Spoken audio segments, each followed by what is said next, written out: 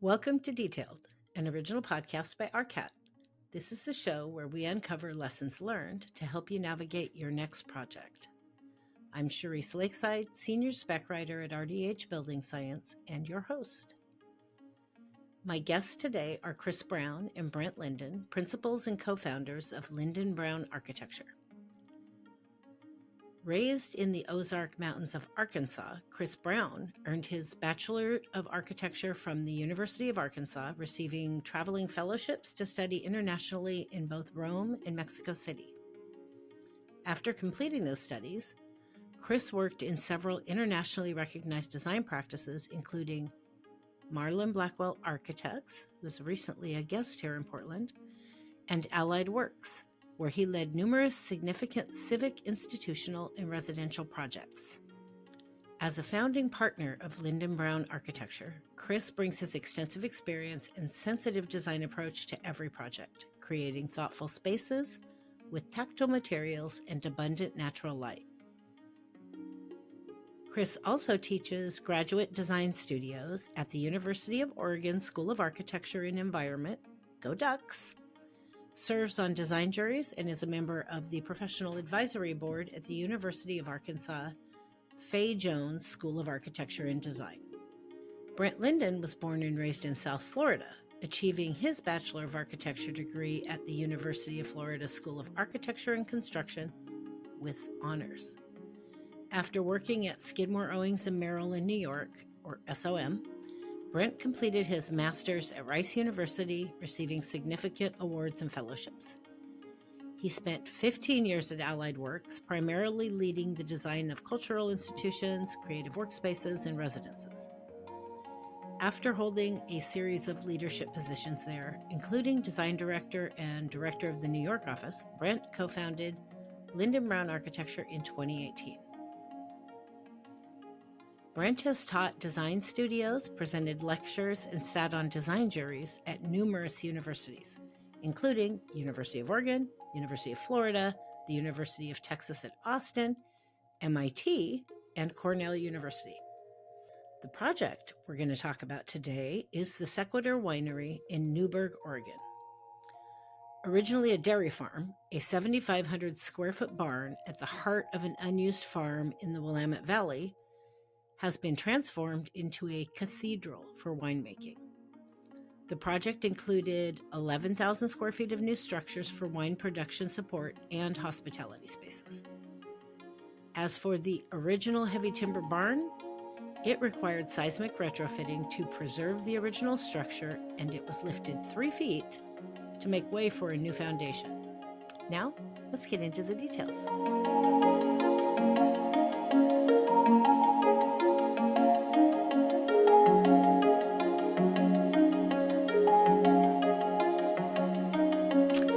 My guests today are Chris Brown and Brent Linden, principals and co-founders of Linden Brown Architecture here in my hometown of Portland, Oregon. Chris and Brent, welcome to Detailed. How are you today? Wonderful. Doing really well. Yeah, glad to be here. Yeah, well, I'm glad to have you this day after Halloween. Did you guys get to get some candy from somewhere? Oh, yeah. We both actually have 6-year-old kids, and so we're deep in the Halloween mode every year. Oh yeah. My kids are grown now, so I was maybe a little bit of a Halloween Grinch yesterday, but the rule in my house always was if you got Almond Joys, don't even make me ask for them. Yeah. Just bring it. And my kids were trained. They would just pick them out of their bag. They probably stashed 1 or 2 and just bring them to me. And even my nieces and nephews do that. It's hilarious. It's just take out the Almond Joys for Auntie Peaches, which is what they caught me. I know, crazy. It's so funny to say that. My son brought me a box of Dots. Dots are a candy, I guess they're from like the 1930s, and a lot of people don't like Dots. Too gummy, too chewy. Somehow my son knew that, and he just reached into his bag. So. I haven't seen Dots in probably about 100 years, but I would never cared for them either. Don't bring me the Dots. Yeah. Just the Almond Joys. Yeah. I'll take one. Yeah. So I like to start with an icebreaker question. just to, get us warmed up and find out a little bit about you. And this stood out for me when I was reading through your information. So, Chris, you were born and raised in Arkansas, and Brent in South Florida. Both a long way from here. So I was just really curious, how did the two of you end up starting a firm in Portland, Oregon? I could not connect those dots. So that's my icebreaker question for you guys. Tell me how you ended up here. Yeah, it's a good question. I mean, we like to, to talk about this because we love it here, but we also sort of are formed by where we grew up and in the sort of communities that we grew up around. And, my parents owned a hardware store in a very rural town in the Ozarks in Arkansas. And the hardware store in a small town kind of wears several hats, and it kind of becomes the community center as well. And which gave me like a lot of exposure to that community and a lot of like different kinds of people, from different backgrounds, different sort of socioeconomic backgrounds. And sort of formed like a real sort of interest in people and their stories. And I went to the University of Arkansas. They have a really robust study abroad program, and so I was able to study in both Mexico City and in Rome. And then as I was finishing up my 5th year there, I had an opportunity for my first sort of professional job in Kuala Lumpur, Malaysia. So I jumped on that. I went to Malaysia, and I worked there for about a year. Total fish out of water sort of experience there. And then came back to Arkansas for a year, then went to New York for a couple of years. And I think all of those experiences sort of combined into knowing, sort of having a little bit more direction as to what I wanted, out of work, but also out of life and sort of the community of people that I wanted to be around. And we had identified Portland as being really, really interesting. We didn't know a whole lot about it. In fact, I'd never been here before. We decided to drive across country and move here. And wow. What we found though was tons of opportunity. And that was coming from New York. That was really inspiring to us. And through those opportunities, we sort of built our community around us. And that, was working in the offices that I worked in, sort of finally where I met Brent at Allied Works, but just through, the people that are in Portland. And so the sort of like the longer we were here, the more people that we met, just the deeper those roots grew. So when it kind of came time to think about starting a practice, there wasn't a better place than to do it here. Yeah, that's very similar. I've got a very similar story, winding through the world, starting off in South Florida. I mean, I had Wanderlust. I wouldn't say provincial down there, but it has its own feeling. I wanted to break free and ended up moving to New York and then to Houston, then back to New York, and then ultimately to Portland, and started working at Allied Works Architecture, where Chris and I met. But had similar worldwide experiences and realized that, ultimately when I was interested in leaving there, had the opportunity to do so, people are just asking questions, do you want to be involved in this project? And ultimately you either realize you want to say no or yes to those things. And when I realized it was a yes for me, left Allied Works. Chris and I found an opportunity that was too big for either of us to work on alone. So we teamed up going after a project, and it just sort of grew from there. We've been together for almost 5 years now, and it's been a great partnership. I think maybe in a lot of cases because we both have pretty worldly experiences, living in many different places and have a pretty broad perspective. I'd like to bring that broad perspective to the projects. Well, I love that because I'm born and bred Oregonian. Sure. And I love to travel, and I love to meet people, and I love people's stories. As a matter of fact, when I was younger, and my listeners already know this because I've probably mentioned it before, I wanted to be a writer for Sure. like Time magazine and travel all over the world there doing human interest stories. That ended up being a spec writer, which is totally different, but now I get to do this. But every time I travel somewhere and meet new people, and I love people, I'm always thinking in my head, would I live here? Yeah. Because I've never, I mean, for a short time when I was younger, I lived in Alaska, but otherwise I've never lived anywhere else. Mm-hmm. And the answer resoundingly always comes back as no. It could be cities I love. My youngest son lives in Boston, and I've been there, I don't even know how many times now, visiting him. And I love the city. But Portland just there's nothing we don't have here. The mountains are an hour away. The beach is an hour away. Everything, we have all the things. We have all the trees, and we have this beautiful mix of people that life never gets boring in this town. It's not always perfect, and we have our problems, but there is never a lack of interesting things going on in Portland. Great. So, although I know you've been here for a while, welcome to Oregon. I also like to believe we're pretty welcoming people, and we're happy to have you here. Well, yeah. Let's talk about the Sequitur Winery project. Absolutely super cool project with some really great stuff going on. Let's start off with what's the background story of what this project was originally and what brought the owners to embark on this, what feels to me from the project description, kind of a crazy journey. Yeah. Out of the box journey here. So let's start with the background on the project. Well, the people are the story in this project. I like many projects, but the story for us, really starts with Michael Etzel and Carrie Critchlow. They are two people that found each other late in life, married sometime in the 2000s. Michael was a winemaker, has been a winemaker for a long time, has some world renown for the Pinot Noir that he makes with a label called Beaufrere. They started a wine label together.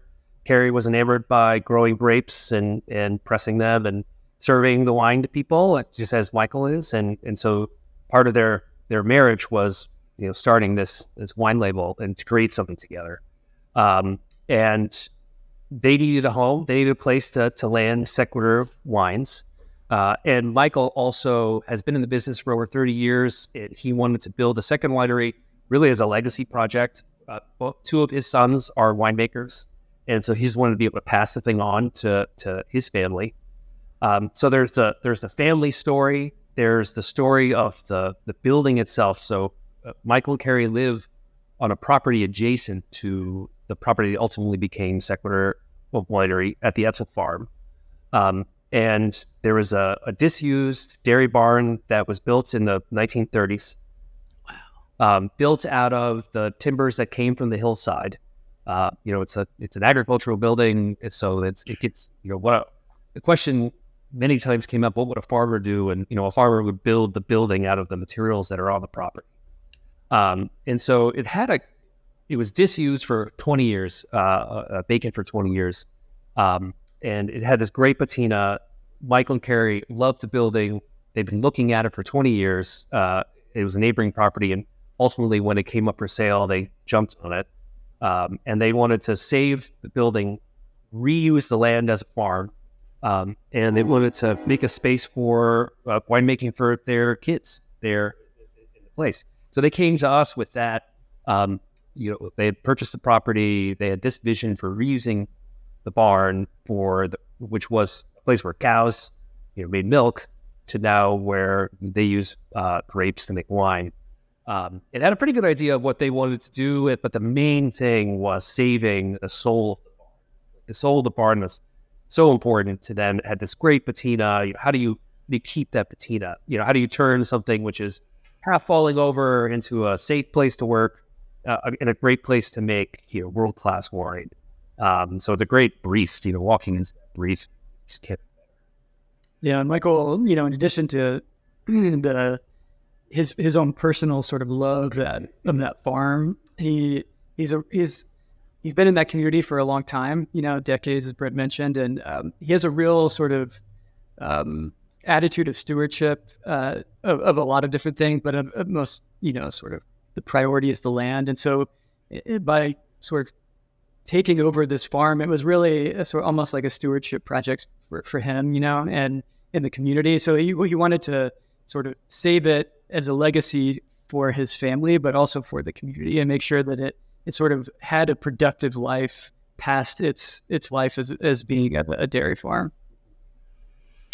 I truly think we should be doing this interview at the winery. Yeah. Just saying, I'm enamored with wine. No. And I have actually a bucket list item with stomping grapes. I mean, actually, and I've actually done that as well. So yeah, we should have done this at the winery. I'm going to have a talk with the producers about getting me some mobile equipment so I can go see it, because this is close enough I could go see. Yeah, absolutely. Yeah. Before we get into specific details, can you provide an overall description of this project and the buildings and spaces? Basically, paint me a verbal picture of what I would see if I drove up to this winery right now. So Sequitur Winery, you'd be driving on North Valley Road into the Chehalem Creek Valley, where verdant, green wetlands, forested hillsides, passing a couple farms and entries into a couple other wineries, and you drive up and see what looks like a barn compound, and drive onto the property. And as you approach it, see, you could tell the barn is historic. We were able to reuse the many aspects of the barn, but the roofing panels are these rusted galvanized roofing panels from back in the 1930s. That's surrounded by Corten steel bar buildings that put the barn at the center of the project, but also create working and hospitality courtyards adjacent to the barn. And so it's a red barn building with Corten steel, corrugated Corten steel bar buildings that surround it. On a working farm, there's a greenhouse, there's a fruiting orchard, there are hens, there are goats, there's a cutting garden, there's compost rows.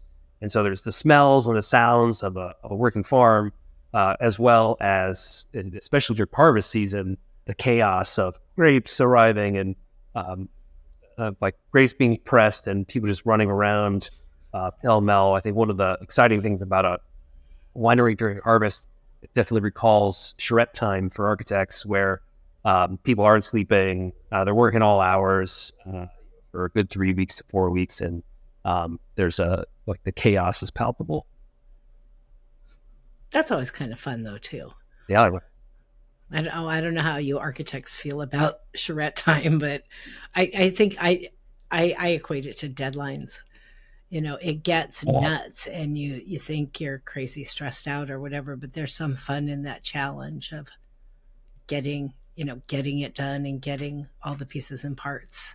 That's right. Yeah, it's, in the way in which that industry does it, and the way that they do it at Sequitur, it's there's so much bonding that happens amongst the people that are involved. They bring in interns from all over the world to come in and work harvest, and so you have these people that are getting to know the place, and then the winemaker is there. They bring a chef in to cook all the meals because everybody's sort of stationed there almost 24/7. And there's just like these incredible bonds that come out of that process. And, I think they all like to think that sort of emotional bond sort of imbues itself into the wine itself. And that's sort of what makes it a special product. And then, something that, has kind of keeps that energy throughout its life, because we all sort of love to sit down with the people that we loved with a bottle of wine. So there's all this embodied energy within that. It kind of starts at the harvest. I love that, because I think that kind of bond in anything we do is going to result in a better outcome, regardless of whether it's, in our world in designing a building, or if it's in the winery world. Of course, that wine's going to be better if it's that important to people and they're working that hard to make it happen. Yeah. So I love that description. So once you were awarded this project, what was the mission? You've got this old barn and this site. What were the design goals that you were trying to reach, and kind of what did you do with the client to get there? Yeah, really the first and foremost goal was to save the barn, to amplify the sort of soul of the winery, which was going to be this barn. So much of the decision making sort of led towards that barn as being the kind of fulcrum for the whole project. The site plan is sort of arranged where the barn is at the center, and the new buildings kind of pinwheel around it.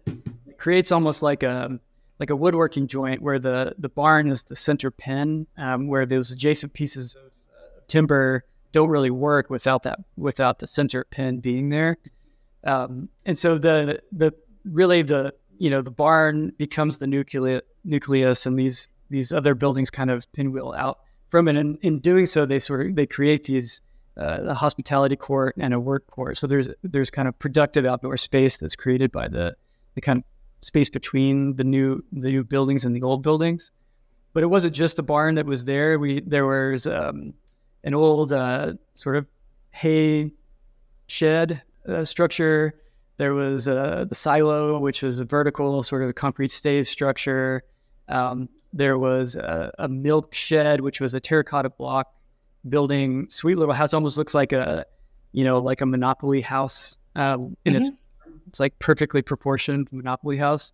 And so those were some other sort of found objects that we found that we had to work with when we sort of came to the project. So, and all of those, coming from the owner were highly of high importance to keep and have some dialogue with. I mean, he realized that we can't sort of encapsulate these in time forever. I mean, we needed to sort of create a new life for this place, but always, there was always going to be sort of a clarity into when you arrive at this project that what was new and what was old, and there's kind of like the dialogue that's happening between those two things.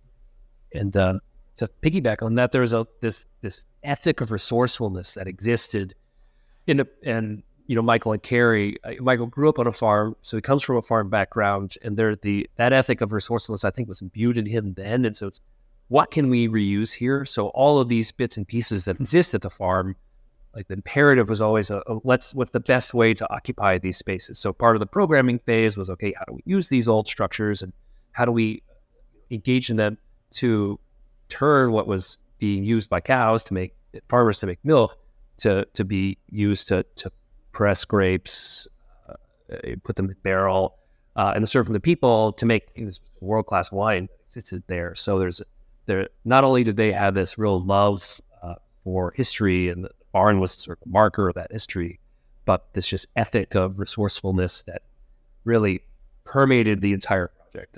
So many times we came back to, how do we use this thing? Can we use this thing? That happened in design and in construction. Yeah, it's sort of how we approach a lot of the work in our studio, and there are always these sort of these elements within the project that become non-negotiable to a certain sense, and probably because of my southern roots, I call these the sacred cows of the project. And in this project, it couldn't have been more apt. There are just these elements that really became guideposts for how the party of the project came together, and then how both from functionality standpoint, but also from an experiential standpoint. Well, you are working in a good part of the country to have that mindset towards projects, because it is really one of the great things about design firms in the Pacific Northwest is there is a lot of that kind of thinking. And how can we be good stewards of our environment, as well as be creative. And you don't just automatically get to tear it down and build something brand new of steel and glass in the Pacific Northwest. We care about this beautiful environment that we live in. And so I love that that's at the forefront in this part of the world, that it's not necessarily everywhere in how we do our projects. So one of the things that you did, and it's so funny that this this interview happens to be today because I did another interview yesterday that they had to lift a theater 30 feet. Hello. Interesting conversation. And here my next question is about lifting a barn 3 feet, thankfully. Yeah. But one of the things you did was to lift this original heavy timber old wood barn 3 feet, seismically retrofit it, and create a new foundation and slabs underneath it. Tell me, please, exactly how do you lift a barn and do all of that, lift it 3 feet and do all of that? That had to be an adventure. I have to hear about that. It was imperative from the beginning that we were going to be reusing it. And one of the things we figured out was there wasn't enough height. Barns still have pretty good floor-to-floor heights. The barn is a 2-story structure, but there wasn't enough height. We needed to lift it up, not only because we did need to raise the foundations. The concrete was poured in the 30s, was poured by the farmer, wasn't really done very well, and so that it was failing. So that needed new foundations, but they also just needed more height. And luckily, it's only 3 feet. Oh my gosh, 30 feet. I can't imagine. It would have been a completely different venture if it was 30 feet. Because 3 feet, you're not getting it too far into the wind plane. There's only so much shoring that needed to happen. But the technique is pretty simple. It's hydraulic jacks and crib stacks. Railroad ties set together in a square. It's almost like Jenga. You build up a little Jenga pile under some steel beams. There's 4 big steel beams that cross the entire barn to bring all those loads down to the ground, and you just do it slowly. It probably only took 3 days to lift that thing up. And then it was probably in the air for 2 months while they raised the foundations and repoured it. Luckily for us, we knew that this was imperative from the beginning, and the structural engineers that we work with, Grumble Engineering here in Portland, Oregon, they do restoration work, and so they had a good connection with a building mover. And so we brought them on board, and all the contractors that Michael had talked to originally were like, you just want to raise that. Either they wanted the work or they didn't see the value in the barn, but ultimately it didn't cost very much to lift this barn up and saved them hundreds of thousands of dollars in structure and enclosure that they were able to keep because they end up moving the entire fermentation facility into that barn. And what we realized, we were committed to this endeavor, no question. I mean, it was one of these guideposts to the project. But we'd be lying if we weren't a little intimidated by this idea of taking what is the soul of the project, lifting it up, removing its foundations, making new ones, and then putting it back down. But once we got into it, what we sort of realized, which makes a lot of sense, is that there's almost no better type of a structure to lift up into the air than a kind of flexible, heavy timber barn, diaphanous barn structure. This wasn't made out of brick. It wasn't sort of a masonry building where we had to sort of rely on incredible tolerances as we were lifting it up. This had a lot of flexibility in it, which became very fortuitous in how the barn was lifted, but also how it came back down. Now we realized that the way in which it had settled over time, and just time had sort of taken a little bit of a toll on this thing, and it wasn't square anymore, and it wasn't plumb anymore. But we were able to make these foundations, which were dimensionally what we needed and accurate, and the corners were 90 degrees. And then bringing the barn back down, we could sort of realign itself again, because this thing is only held together by nails, and there's a lot of sort of flexibility in that as a structure. So we were able to square it up and make it plumb again, which made it sort of a perfect for then kind of coming back with the interventions of the seismic retrofitting that needed to happen, certain things like that sort of required it to have some of those of that integrity. We were able to bring that integrity into it. So there were so many reasons to do it. And reasons we didn't even understand in the beginning of the pursuit that sort of all kind of made sense by the time we were done. The last bit of this, the adventurous part, primarily for the contractors, they're taking on the liability of shoring this building up during construction. So they were definitely sweating. for those 2 months that thing was in the air. There was guy wires, there were shoring techniques that they used, but they were really happy when that barn was back down the ground. So as I warned you, first rabbit hole coming right now. Couple additional questions about that are just popping around in my head. My first one is, so barns are typically pretty big. Period. How do you pour a new slab, a nice even new slab, under a barn that's only lifted 3 feet? It's not like, the guys can get under there, with their equipment and all their stuff to even everything out. I'm just curious, how does that happen? I don't think I've ever seen something like that actually be done before. So this might be a stupid question on my part, but it's popping in my head, so I'm going to ask it. Well, the barn is up 3 feet. Everything gets demolished and carted off. Some of that old concrete was used. There's a lot of reuse in this project.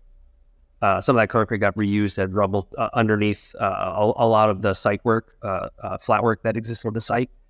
But with the barn up that high, first thing is to rebuild the foundation walls. A barn is basically a big shell with some sticks inside. And so we had to place these foundation walls on the perimeter. So they were able to pour the perimeter. And so that's when the barn got set back down, when the perimeter was poured. And then underneath the posts in the center, the barn is a lot like a cathedral building. Where it's structural on the sides, two column lines of structure creating a central aisle. So those were poured with sonotubes, pretty local endeavor.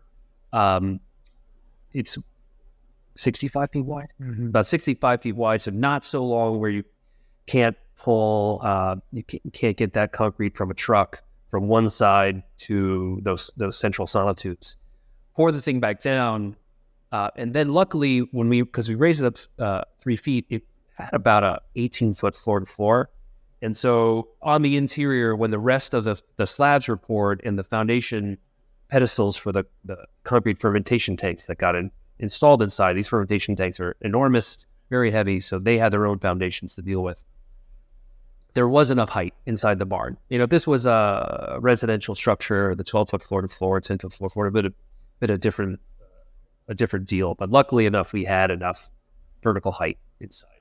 There was a remarkable amount of volume within that barn, and then they were able to sort of negotiate the columns, the posts that were existing, because there weren't that many of them, and so there was actually quite a lot of room to work. And it's funny, even listening to your question, it makes a lot of sense, because I'm even baffled that it was only 3 feet, because it felt like it was 9 feet in the air at the time. It really the perception of the amount of space under there was pretty significant. So my next question, before we move on to my actual next question, is how do you seismically retrofit a barn? What did you have to do to bring it up to code, or whatever it is that you had to do to make it the safe building that was going to make people happy? Lots of steel cross bricks. So I think the barn had 6 bays, structural bays in its long axis, 3 structural bays in its short axis, steel rod cross bracing with custom formed collars that would hit the joints where the 2 floors met and up at the roof. Really just a lot of collars and a lot of collar ties and rods helped shore that. Yeah, one of the things that it effectively, the barn really had no lateral bracing at all, and it just relied on, it had some kickers, between the posts and beams, but to any sort of contemporary standard, it didn't really work, and so lateral bracing needed to be placed only, for the sort of structural integrity of the barn itself, just to meet, the codes that we have now for human occupation. And in doing so, those kind of did double duty as the seismic bracing as well. And one of the things that we were really, that became really clear as we got into it, is that the barn is unconditioned. There are some conditioned spaces within the barn, but generally it's an unconditioned, almost like a pavilion. And so part of the reasoning there was that we didn't want to forfeit the the sort of beautiful interior quality of the barn or any of the beautiful exterior quality of the barn, meaning that we didn't want to sort of build or fur out walls on the inside to insulate for the conditioning. We also didn't want to do that from the outside. We really wanted this thing to be as sort of pure to its original self as possible. So it's a timber skeleton with board and batten siding on top of it, and so that also meant that we couldn't really build any sort of lateral bracing walls within the structure itself. And so this kind of idea of these elegant thin rods, tension rods that sort of create the X bracing for both the lateral support and the seismic support sort of became the most elegant solution in the end. You guys are mind readers, because that was going to be my next rabbit hole question is like, wait, what's going on inside this building? What about walls and insulation? And then you just answered that for me. Yeah. What were some of the other renovations that you did on this property? You talked about all these different buildings that you kind of, I happen to know, I'm not going to say it, but I happen to know that you did some things with some of these buildings. Tell me about some of those. Yeah, the question of what can be reused, some things did get demolished. There were these very large lean-tos that were on the side of the original barn. Those got deconstructed. A lot of that wood got reused for finishes, sometimes structure inside the building.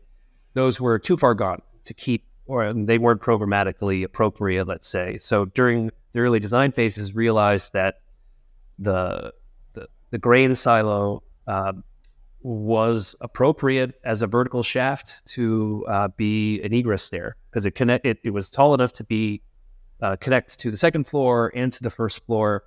What was called the milk shed was just the perfect size for the public restrooms that were there.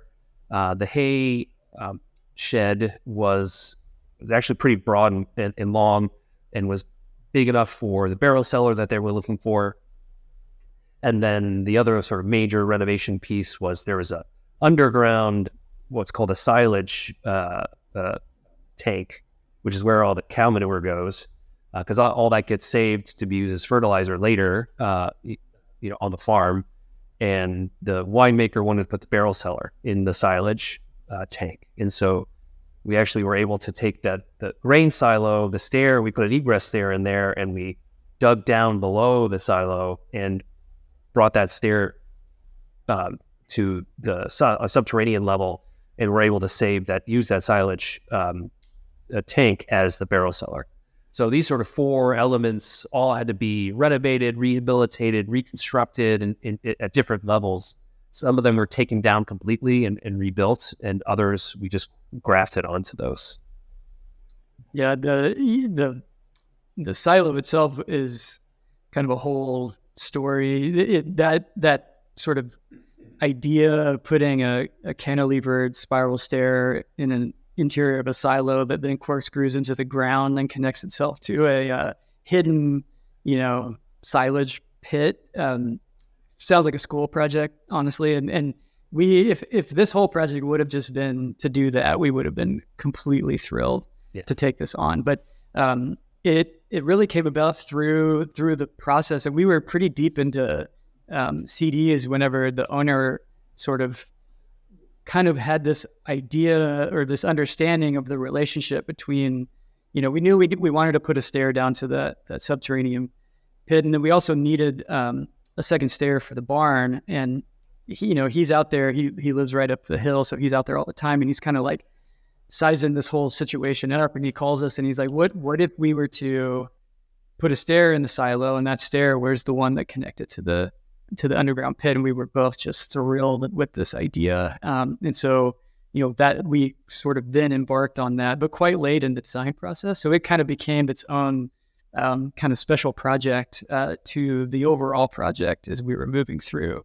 things. But yeah, everything sort of aligned in the construction sequence really, really beautifully, and it all worked out really nice. I'm glad you told me about that, because that's what I was trying to pull out of you. But now I have another question. So this stair now goes down to the barrel cellar. How do you get wine barrels up and down stairs? Or is there another, is that the only entrance into that cellar? It is. Yeah, this is a great question, very perceptive question that you have. So the reason why it's a cantilevered circular stair is to allow for the interior of that to be structure free. And so part of the idea there is that they can take barrels through with a forklift. We designed the railing to be demountable at the ground level. So you can take the barrels into the forklift, and then those can be lowered down through the center opening that's created by the spiral stair. And so they can actually use that sort of negative space from the stair to get barrels up and down into the barrel cellar. So it became a very elegant solution, both just for the sort of quality and experience of the element, but also for the functionality of how it would get used very frequently throughout the year. Yeah, one of the details of winemaking, we learned a lot about winemaking in this project. Really fun for us. One of the details is that wine barrels don't get moved when they have liquid in them. So they're not light objects, but they're much lighter when they don't have that volume of liquid inside. And so they can put 3 of these barrels on a pallet and lower them down at one time. So we just made sure that the amount of space, the negative space, existed to be able to get 3 barrels down. Like the plan drawings for the stair, it's a spiral stairs with these 3 circles always existed there. It's a perceptive question because it was like, it's part of the program that made that stair the shape it is. That is genius. I have to say that I'm just like, the first thing in my head was stairs, wine barrels downstairs. Totally. And I was sitting here while you were telling me about it. My other half of my brain was trying to figure out how. Hi, train. The other half of my brain was trying to figure out how the heck are they? There's no way they're like, carrying them down there, or taking a hand truck down a spiral staircase with barrels. That is a genius solution.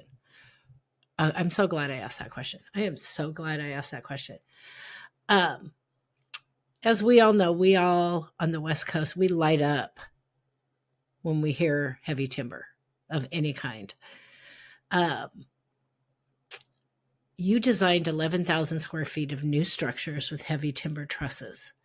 Tell me about that, where this timber came from. I'm assuming this is new timber brought into the old timber that was already there that you weren't able to necessarily do everything with reused timber. Tell me about the timber. We got to hear about the timber. Yeah, this is a really unique element to this project, and something that was really a fascinating process for us, a very kind of exquisite learning process. But Michael, the owner, had been stockpiling trees that they're all naturally felled in the hillside there. And once he got control of the property, he had been sort of pulling all these trees out of the forest, just kind of like to keep the sort of the health of the forest there. He'd been stockpiling these logs. So when we, initial meetings coming out to the farm, were kind of walking around, and there was a lot of sort of detritus of things, of elements that were sort of left over from the previous farmer that owned it. But Michael had been stockpiling all these logs, and he was thrilled by this collection of logs that he had. And he also happens to own a wood miser mill that it's a 20-foot mill that lives on the site, and he had been sort of working with it and building things with it previous to this project, and kind of like familiarizing himself with it. But if you've got a bunch of logs and you've got a mill, you put those two things together, and there's a lot of possibilities that you can have. But all those things, again, like, what Brent was saying before, it's, asking this question of like, what would the farmer do? What would the farmer do? This is sort of like conceptual underpinning to the project. And so in doing so, we knew we had sort of this legacy of this heavy timber barn, and this kind of like, you can very clearly see how this barn was made. It's like very structurally honest thing. The beams that go across the width of the barn are full trees. They alternate the trunks, the head and foot. So it's a tapered end at one end and tapered end at the other end. It's like an incredibly elegant structure. So we had this kind of legacy to work with, and so we had all sort of committed to this idea that we would create sort of some of the signature pieces of structure in the new buildings with these trees that could be milled on site. And so working with the contractor, working with the owner, and then our structural engineer, we sort of developed a program of how all of this could come together, taking the trees, moving them to the mill, milling them up to a dimensional size, and then putting together a truss. And what was really amazing and fortuitous for everybody is that we started this project. The construction started in February of 2020. So we all sort of, the world is about to change in front of our faces. And part of that was the sort of escalation of timber, wood products. And so, but they had this program in place. And so we'd already committed to making these trusses as part of the sort of design of the project, but we couldn't foresee what was to come. But because we had this program in place, they could also mill a lot of the sort of stick framing that was required for the project, and some of the larger header elements for the project, and kind of be able to save a lot of the money that they would have otherwise, would have escalated in material costs by supplying their own wood to the project. The real trick was supplied by the structural engineer. One of the early meetings, the structural engineers from Grinnell Engineering were out on site. Michael Etzel's there. He points to these logs like, what can we do with this? Can we use these? And the engineer's like, well, of course. Well, your problem is, we're going to specify these. They have to be graded to a certain structural capacity. And there's lots that's involved with that. Graders are in lumber mills. And so the challenge was, okay, how are we going to get these things milled on site and graded on site? And so we called up Western Wood Products Associations, the local grading association here. They have professionals that go out to all the mills that supply all the lumber for all the lumber yards that are around. Luckily, we connected with a gentleman named Pete Austin, who happens to live about 20 minutes away from the winery site, loves wine, and was willing to do site grading. And I think it's a provision in their rules that it's possible. It's not something that typically gets done. And so not only do they have this naturally felled pile of logs, a wood miser to mill them up, but we struck up a relationship with a wood grader who'd come out. Not every piece that got milled up ended up getting used. He was able to direct what could be selected. So it was graded, met all the structural specifications, and then fabrication of these heavy timber trusses, happened on site, chainsaws and drills, and was able to get put up. It was a real connection between all of these parties, the engineers, us as designers, the owners, to make is a sort of magic happen. And they're really serendipitous for us to be able to use the same trees that were used to build the barn originally, we were able to use to build the new structures. And so there was a real connection, historical resource connection between the barn and the new buildings that you can feel when you're out there, because it's the same type of species of wood, and it's old wood, new wood. It's like, couldn't be more happy with that it turned out that way. What an incredible story. I always joke in my life, when things come together when you don't really think they can, I call those my messages from the universe. Yeah. That whatever it is out there made sure that this grader was able to be there to come on site and do this, so you could maintain that soul that you were trying to maintain. Because the more you tell me about this project, the more soul I feel from it. And I've not done anything but looked at pictures. It's like I am dying to get out there just from this conversation, because there's so much love, care, and feeding and thought and heart that went into keeping that original soul. Yeah. Just over the moon impressed. And trust me, I don't say that to everybody. But this is just really incredible. One of the things that I really loved as I was reading about this project, and we've already talked about this a little bit, is there so much, a ton of reuse and repurposing going on in this project, with, it sounds like, all kinds of things. Oh, look at this cool thing sitting on the ground. Let's use this. Can you talk to me about some of the different materials? Maybe tell me about a couple of unique things that you ended up reusing or repurposing outside of the wood on this project, and how you used it in the new spaces? Yeah, absolutely. It was again, because that program was in place on the project. There was sort of you could find material, remill it or reshape it, and then use it in a different way. And what we sort of understand now that it's all in place and you can experience it, is there is sort of like a soulful quality to that. What we, as I said before, we wanted it to be clear when you came to this project what was new and what was old. So we used old materials in the new buildings, and we used some new materials in the old buildings, of course. But there was a sort of coding to all of that that we were really excited about. In particular, with the tasting room, that the flooring, which is this beautiful clear vertical grain fir floor that existed in the sort of the original farmhouse that was on the property, that was deconstructed because it had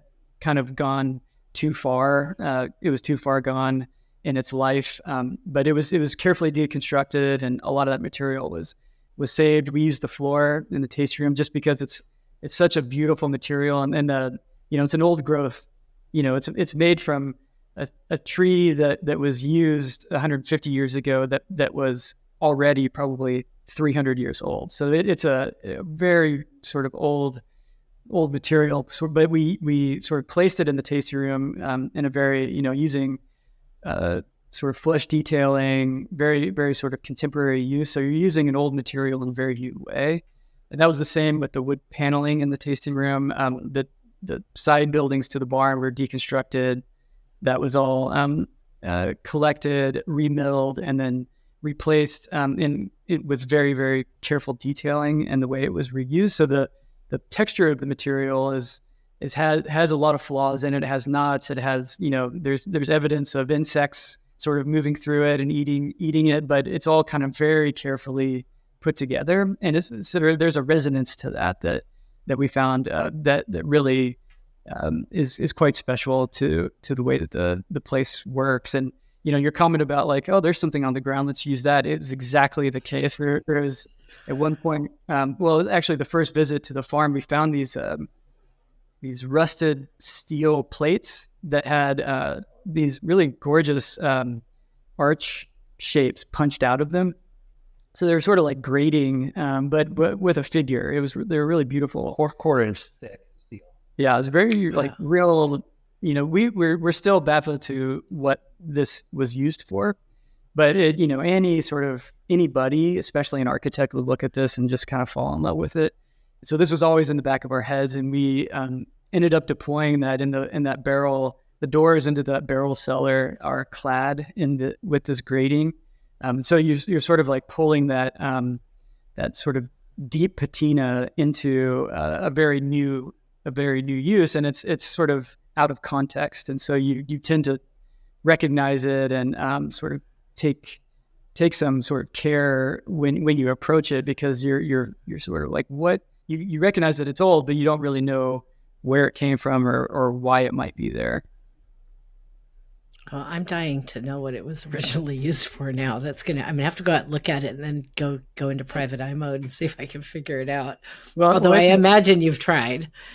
Yeah, so what was interesting is when, it feels very regular. The punches, these arch punches, feel really regular to the piece.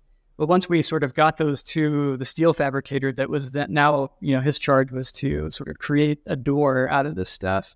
He realized that the location of all of those punches is not uniform. It sort of wanders around a little bit. So his thesis was that maybe the actual reason for this piece was they were making the arch shapes, and that what we found was just the sort of the drop from that. So we don't really know. We don't know if what we found was the useful product, or what we found was the discarded sort of trash from what the useful product was. But in any case, it was quite right for our use. This had to be an incredibly fun project to do. And I mean, just every single thing that comes out of your mouth is something innovative and problem solving, and let's make this thing happen. Yeah. It was very forensic in a way. Yeah.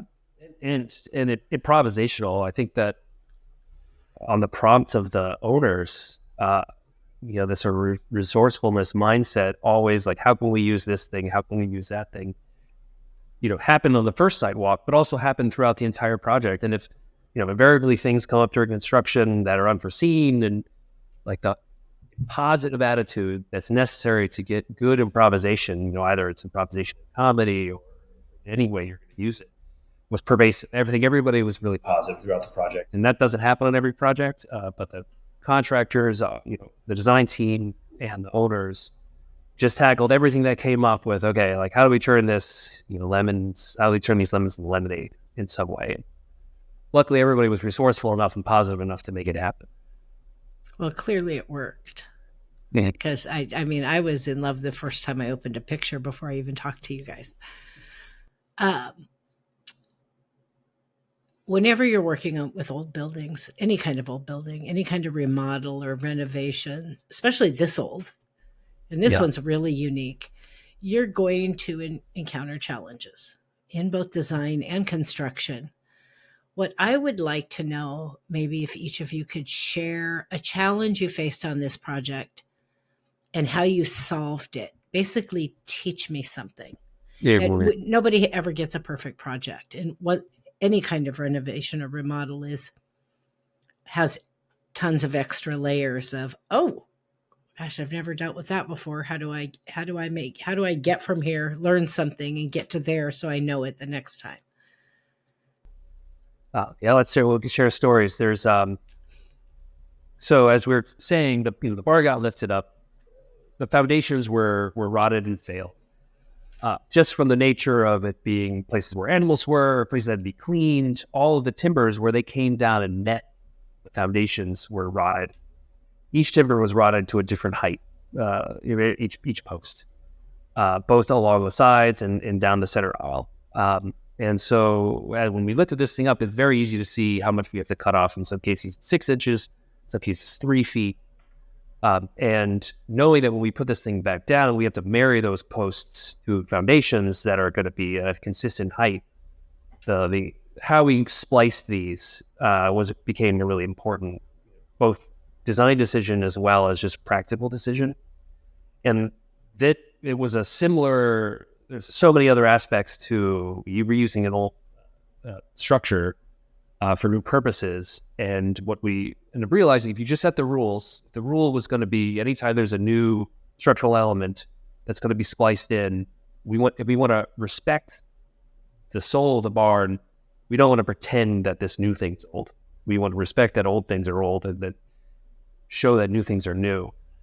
And so the post bases ended up being, these are round posts, a series of circular collars that are of different heights and different diameters to match the posts, sort of splicing on these sort of steel bases that end up marrying into the concrete foundations, but painted them all black, which is the same color that we painted all the structural retrofittings, all the cross bracing and all of the steel collars, so that when you walk into the barn, the barn ultimately was whitewashed, which is a pretty typical, sort of farmer thing to do, which is come in, just, slap a new coat of wash on it to help marry things and protect it again. This white barn, there are elements of black steel that exist within it so that it's very clear. The rules were set. There was a sort of order that keeps everything sort of feeling calm. And so the experience, you really get the feeling of what's old in there by making the new things, even if they have to be of various sizes, to keep them as regular as possible. Yeah, I think we learned really quickly in working with all these found conditions that it's the wrong attitude is to try to wrestle this thing to the ground. You have to dance with it. And part of that is designing for the margins and building in building in the improvised within the rules. So you set the rules are clear, but whether or not that rule says that something's 18 inches tall or 24 inches tall, it doesn't really matter at that point. Now we're just negotiating between two sort of conditions in the project. It's sort of like letting those margins become the story of the project is really where we found a lot of the success in it. And so I think our sort of ability to be flexible, and everybody's ability to be flexible, really, like to give credit to everybody, the owner, the contractor, everybody involved, because you're navigating this very strong voice in the project, and that voice really becomes a key character to the team here. Those buildings, that barn, they had as much to say about this project as any other one of us. And bringing that dialogue into the process was really critical. So when there were challenges, there was a framework to meet those challenges. I think in the end, there's hopefully that there's a sort of there's a clarity to how we met those challenges in the project, and we were quite honest about where those challenges live. But the whole thing sort of resonates together as one piece. Yeah, one other story has to do with the barn, with the silo. And the silo was deconstructed. It was a concrete stave structure, which is really like 1 foot wide by 2 foot tall concrete, 2-inch thick concrete panels that interlock and course out like a vertical running bond, set in a circle and built up. And it holds itself up and it can hold grade inside, but it wasn't appropriate for holding up the spiral stair. And so in the end, we ended up investigating a lot of techniques for infilling this with a structure that was appropriate, but the right solution was sprayed on concrete, shotcrete. And so the staves were rebuilt, and then shotcrete was blown into the project. Shotcrete's an inherently imprecise construction technique. And so when the stair was being fabricated, the steel fabricators, who really are of the highest quality, they have contemporary digital measuring point cloud, laser measuring tools. They came in and scanned the entire silo to understand, because it really wasn't a round shaft. It was a bumpy, wavy, ovular sometimes shaft, so that they can fabricate their steel, which is not going to be flexible when it gets brought in. They can understand where they're working. And so it's a mix of techniques for dealing with older structures that range from respecting the margins to using hyper contemporary digital scanning technologies. And so that's what helped work in that particular instance. I imagine there had to be some peace among the team once you decided you were not going to try to put a square peg in a round hole. You were going to have your rules and you were going to have your margins. But we so often see that in architecture, where you're just like beating this thing to death. Yeah. Trying to get it to this place instead of maybe considering that's not the place we need to go.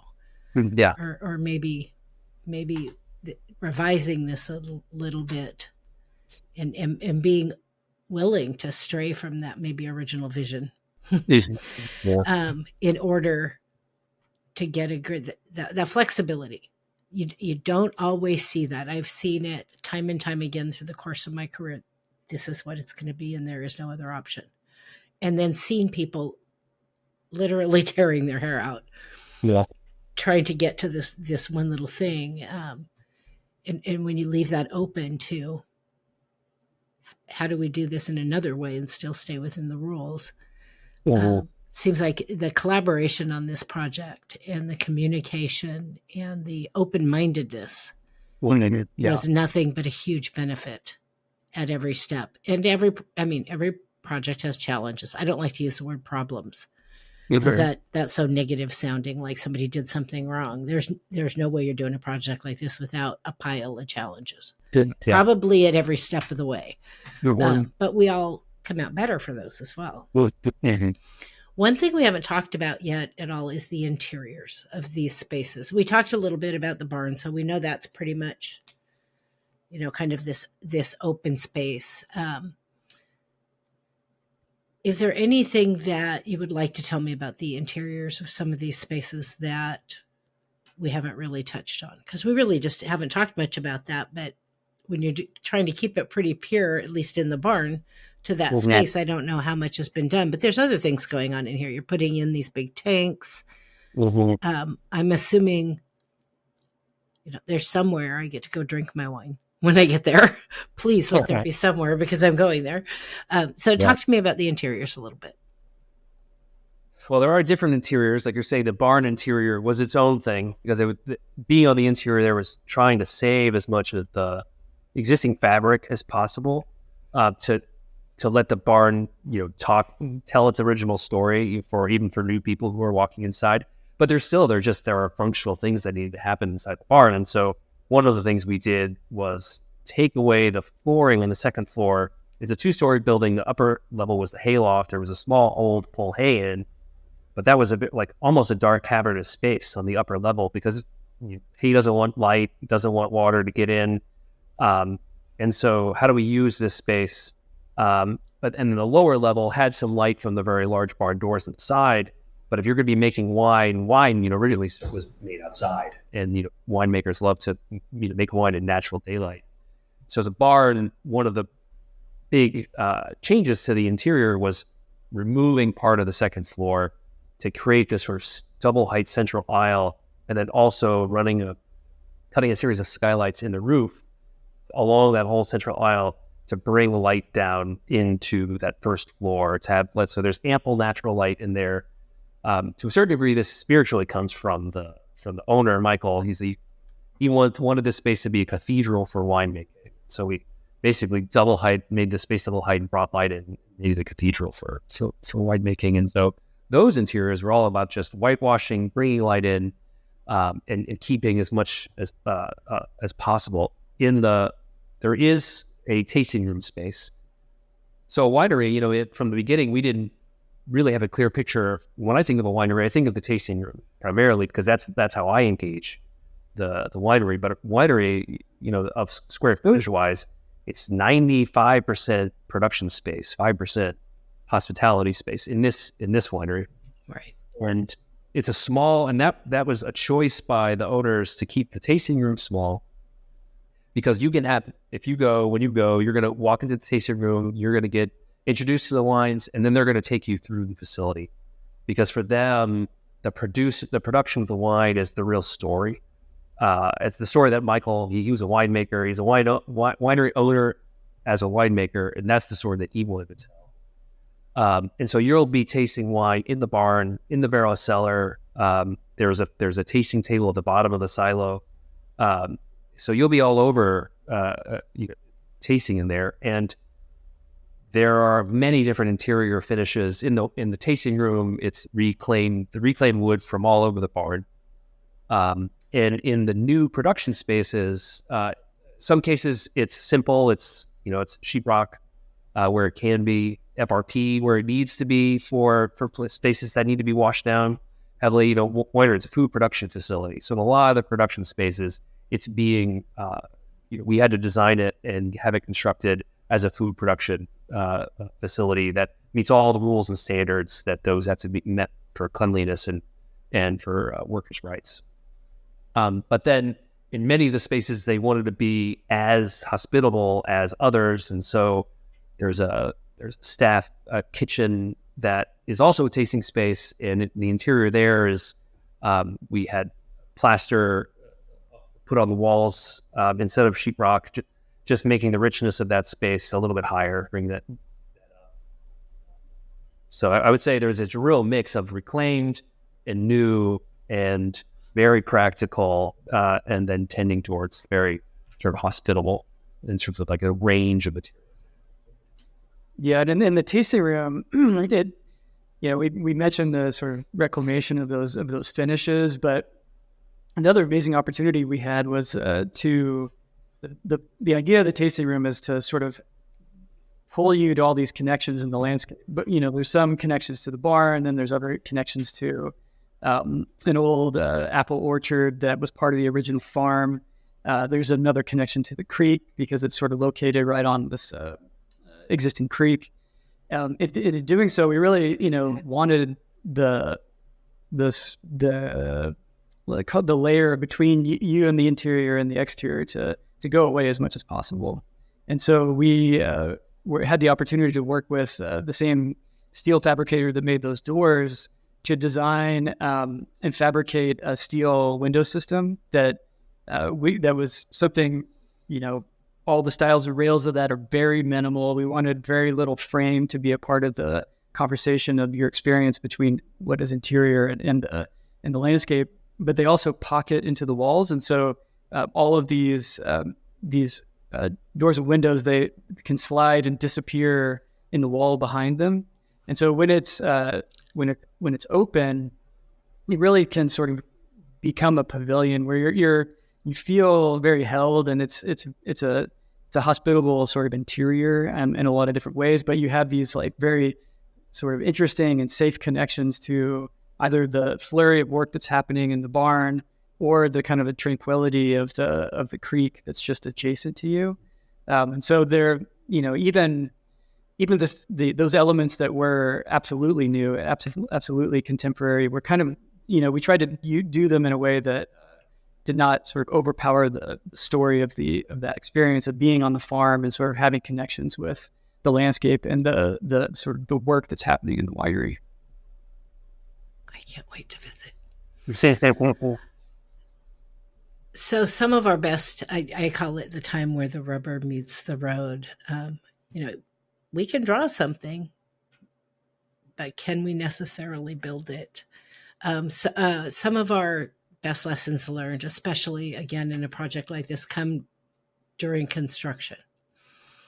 You're working your way through construction, and all of a sudden, we thought this was going to work, but it's not. Or wait, we got into this, and there's conditions here we didn't expect to find. What would you say your biggest lesson learned during construction was that you'll take forward to the next? So if I called you tomorrow and said, I've got this 100-year-old barn and I want to turn it into a winery, what did you learn from the construction phase of this project that you would just start you off on a different foot right off the bat when you're starting my winery? Yeah, I think that, again, this sort of ever-present sort of commitment to flexibility, to not try to wrestle this thing into submission, but to sort of develop a complementary relationship with it is always going to work. It's going to work through the design, but through the design, you can make some assumptions and you can show alignments that might not be there. Everything, it becomes aspirational to a certain sense, but you need to do that in order to find where those guideposts are.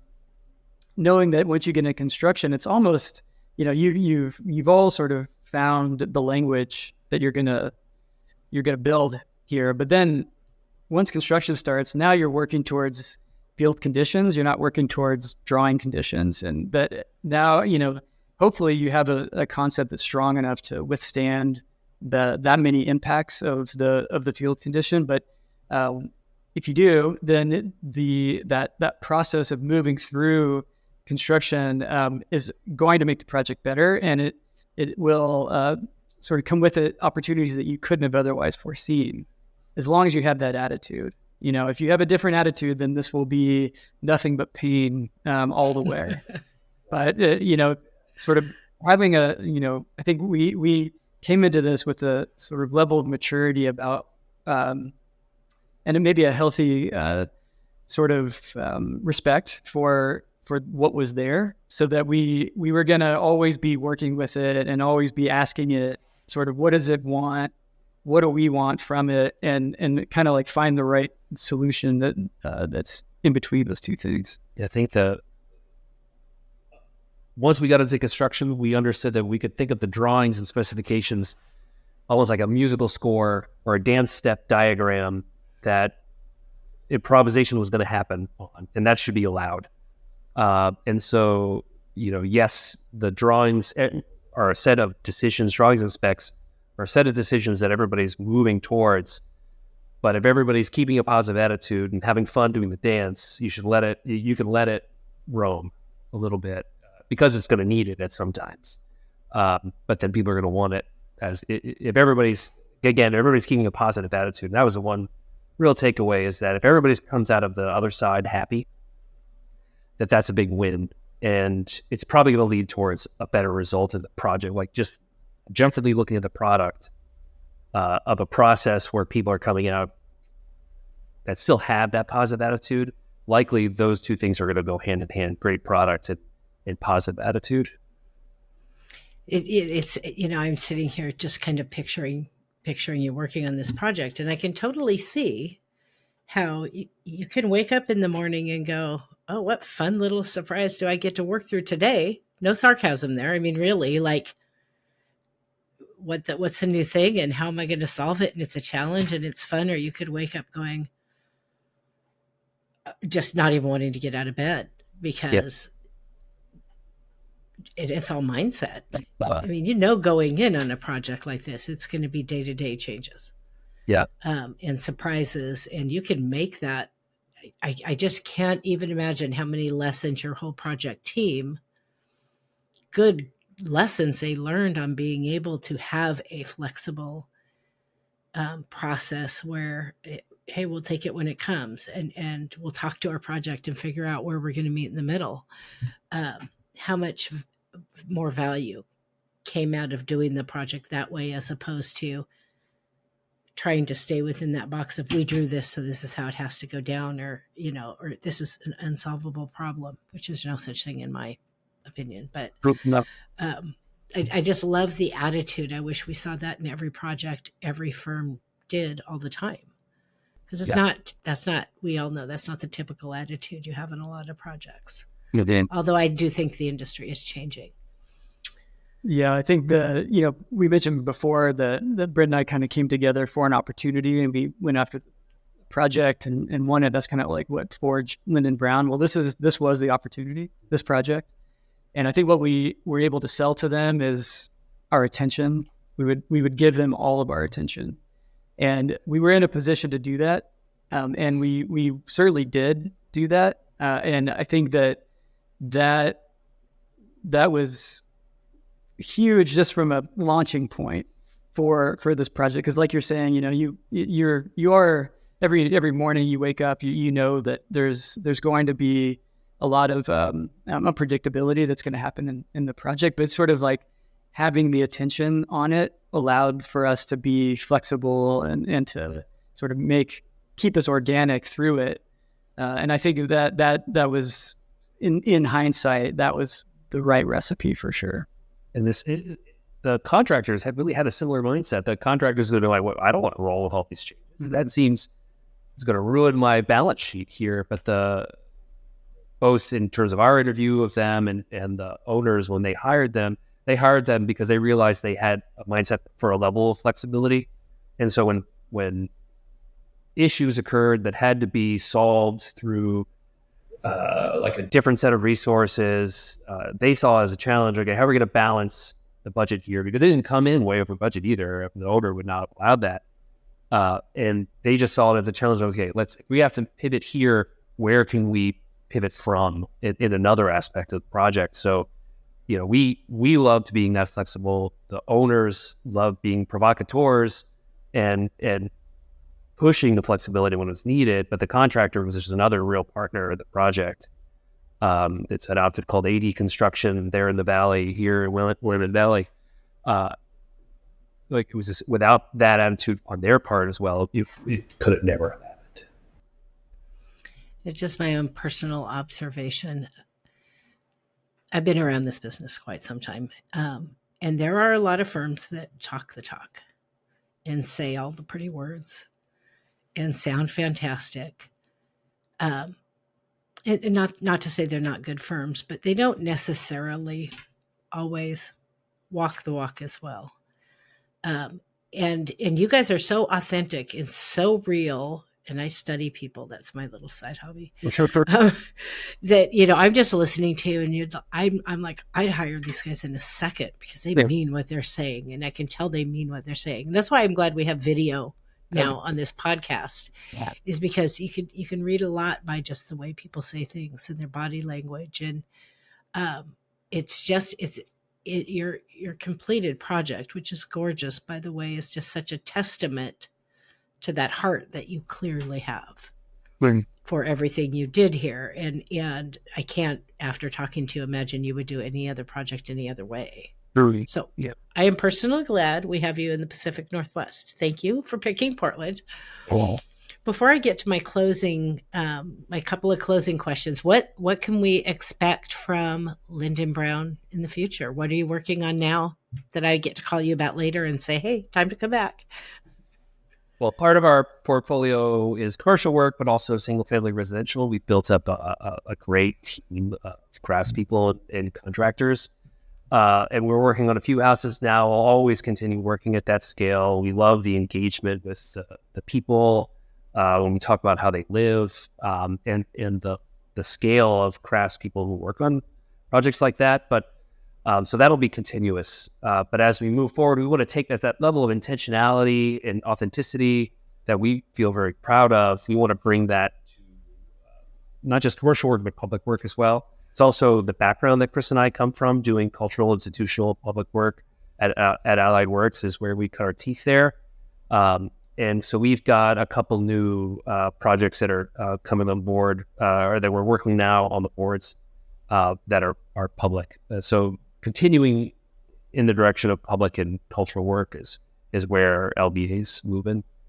Yeah, and those opportunities are really fun for us right now because we had we benefited from being able to forge some relationships out in Eastern Oregon and Willamette County, a really cool community out there that one of the most beautiful places on the face of the earth as well. And so we've gone out there forever just, to enjoy its place, but we really kind of have fallen for the people too. And so we have now an opportunity that we're working on doing an extension to an arts and culture center that's out there that we're really thrilled about. Really wonderful client group that we're working with there. And then we've also designed the Joseph City Library that is currently fundraising now, which is a very sort of charming little building that we got and are making some very small sort of surgical interventions on to sort of like turn this from what was purpose built for a very different use into what could be or it will be a public library. So both of those projects are super exciting for us, kind of as Brent was mentioning, to kind of take these values to projects that will touch a lot of people. So I like to close out before my final question. I always like to close out with a broader industry question that kind of goes beyond your specific project. Just get your opinions. It's different for every guest. If I were to approach you and ask you, I'm another design firm, say, or another architect, and I were to approach you and ask you for guidance or an advice on taking on a really complicated reuse, repurposing type of project like this one, what would you tell me to set me off on the right foot? Obviously we could probably do hours of the things you could tell me, but maybe a top couple pieces of advice to set me off on the right foot of taking on a project like this. Yeah, I mean, I think again, it's bringing the right attitude to it, knowing that this really is a dance. You're going to enter into a conversation with this building or with this condition, whatever you're working within, and being sort of able to have a conversation with it and not just dictate to it, for sure. I think would be hugely important, kind of an attitude to have. And I don't know, it's an interesting subject. really love working in this way. We love the kind of like, if there isn't a conversation with a found object, we tend to create one. Within the studio, we make concept models. We typically make them out of the materials that will become deployed on the project. And so we can enter in and do a dialogue with those materials ourselves. So we can kind of, it both influences the design of the project, but it also brings with it, we now have experience working with the materials, and we can talk with the subs or the contractor, whoever it may be, the owner, and what are those materials kind of telling us? What are they saying to us? And so that sort of just openness to what you're working on, what you're trying to ask it to do, and then what is it going to be? What are you bringing to it? What do you so physically, but also in that conversation, what do you bring to it? Yeah, this attitude of improvisation really does have some nuts and bolts to it. It's like when you're writing your agreements, make sure you give enough time to CA. I mean, I think CA on this project was it was a significant build time. It was a significant amount of hours per week that we spent on the project. And I think the advice we tell ourselves going forward into this would be make sure you structure your agreements correctly to allow the space for that. So that's one. And then another thing that I think we can think of here is that on a reuse project, use has to tailor to the resource. And so during the programming phase, making sure to work with owners or the people who are going to be, and the folks who are going to be using and being in the space, to just make sure they understand that they have a vision for how something could work in a sort of generic sense, but we really have to tailor how you're going to be doing this work to a very specific suit that you're going to have to put on every day, which is this building. So thinking of programming more as tailoring than just working in the abstract. Also, I love your nuts and bolts advice, because oftentimes, we get all caught up in the design and we don't talk about things like that. And CA is always where you're going to lose your money on a project, no matter what, because it's typically a smaller chunk of your fee over a longer period of time. But especially on any kind of remodel and renovation. Just your standard run of the mill, if there's such a thing, remodel or renovation, as opposed to something as unique as what you've done, looking at those things ahead of time and having a contract that's structured to be able to handle that. And so you can do the work you need to do. And knowing that in advance is a game changer to keeping in that good mood all the way through. We all like to get paid for our work. Yes. So final question, every guest gets this question. As human beings, we all hope to do something in our lives or make some kind of contribution to make a difference or an impact in our world. Maybe not the entire world. I'm going after the whole world, but maybe not the entire world, but in our world, and to make the world a better place. I don't think there's any of us that don't want to do that, I hope. For me, I call that mission my personal world domination statement. What can be my contribution be to make some kind of impact in my world? So my question for you is, what is your personal world domination statement? Light, easy question. Yeah. I mean, I think, speaking for myself, it's to always be useful and always, have optimism, be productive and sort of help to always bring one foot in front of the other one, moving through whatever it is that we're working on. And I think that, trying to be mindful that there isn't, not everything that we're doing every day is geared towards saving the world, but we are being responsible to our people and to our clients and to our projects. And that, over and over and over again produces a very, something that can sort of set a standard or be something that people can look to and how they behave, within our own small sort of ecosystem that we operate in. So just continuing to do that, and set good examples along the way. Yeah, Chris and I share the same sort of worldview. Optimism, small moves, and sort of infectious positivity. To board ourselves in a way that positivity doesn't just live in this sphere, but it sort of grows out.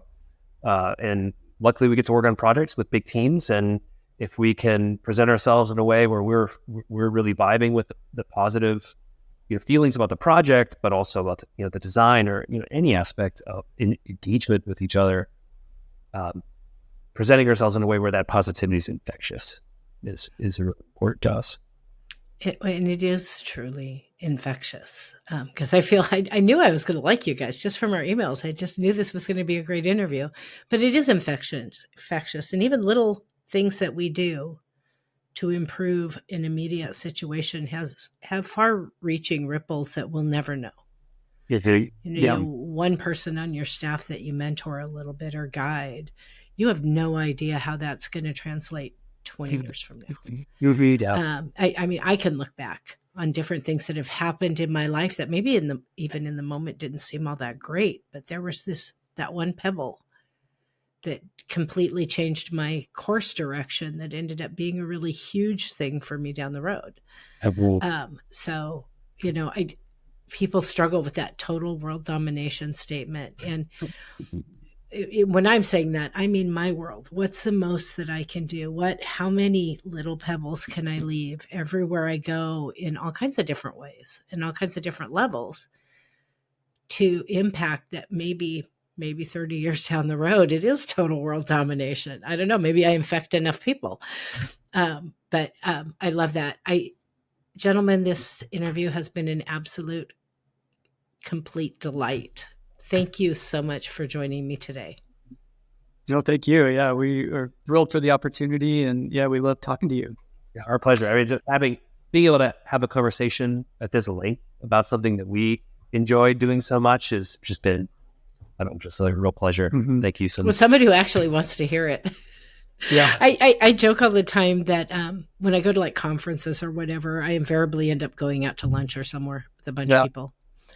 And every time and usually it's architects, and it's like, oh God, it's going to take 3 hours to get to the restaurant that's 3 blocks away, because we have to walk by every building and touch and feel, and who did that, and they should have detailed this. But it is fascinating. I mean, I joke and give them a hard time. It's like, do we get to eat lunch in this decade? But it's fascinating. Every time I get to have one of these conversations, I learn something new, and I get excited about something new I never would have been exposed to before. Yeah. And the hope is that that's what we are sharing with our listeners. I know this is going to be a popular one, no doubt in my mind.